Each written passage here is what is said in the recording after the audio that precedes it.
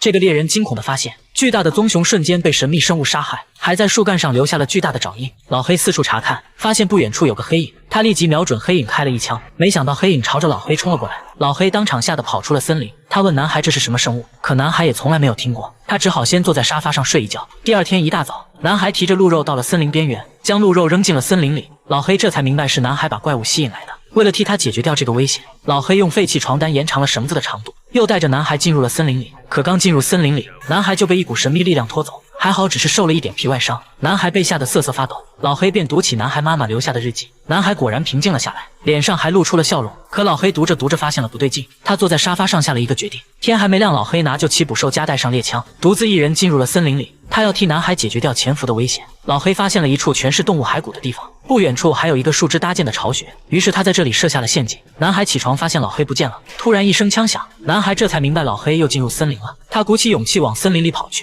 发现了老黑的背包。男孩继续前进，结果绳子已经到达极限，一番挣扎后，男孩脱下绳子。可最担心的事情还是发生了，男孩摸到了老黑的尸体。这时怪物从巢穴里出来了，男孩感应到怪物就在前方，他被吓得靠在了树干上。怪物朝着男孩冲过来，不过被老黑设置的陷阱卡住。可是铁链也即将断裂，男孩害怕地哼唱起妈妈教他的歌谣，没想到怪物就是他的妈妈。妈妈恢复了一丝理智，她冲上前抱住了男孩，可男孩为了自保，将匕首一刀又一刀捅向了妈妈。妈妈很快倒地身亡。可诡异的事情发生了，男孩的眼睛竟恢复了光明，原来这是一种恐怖的诅咒。